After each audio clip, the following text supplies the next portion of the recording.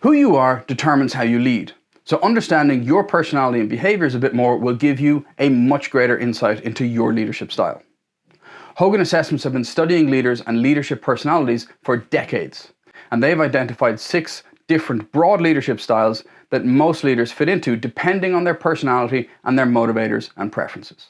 These identifiable leadership styles can help you to understand what kind of culture you are going to flourish in and what kind of environment you are going to create for your teams. The 6 different leadership styles are results leader, people leader, process leader, thought leader, social leader, and data leader. A results leader focuses on the end goal above all else.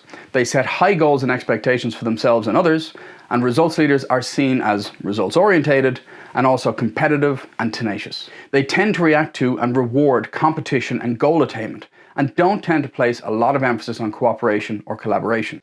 A people leader is much more interested in building and nurturing relationships with others, and they tend to focus on the morale and well-being of their staff.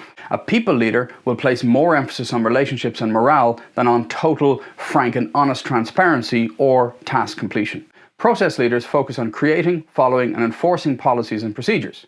They are adept at planning, organising and following through on commitments. A process leader will put far more emphasis on planning and risk management activities and will not be interested in flexibility or giving autonomy to their team to make changes on the fly.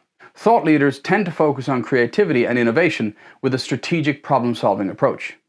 They thrive on experimentation and innovation. They're far more likely to spend their time and energy on innovation and idea generation without spending too much of their time on the pragmatics of the idea or idea implementation once it's been decided. Social leaders also tend to focus on people, but this is more the networking and communication side of the coin, with social leaders using their relationship building abilities to engage and motivate others. Social leaders tend to favor in-person communications and networking, and they don't tend to focus a lot of their attention on efficiency or understanding those who prefer to work autonomously. Data leaders are skilled at analysing relationships between variables, identifying data-driven trends, and typically have a lot of technical expertise.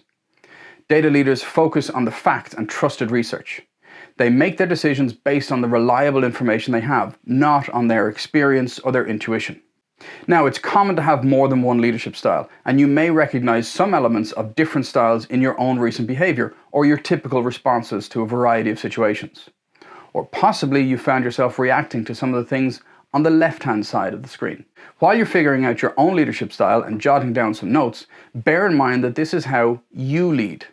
You may have some unconscious biases that are tied to your leadership style, and others on your team may not share exactly the same motivators, and they need to be engaged with in a meaningful way to make sure that the job gets done.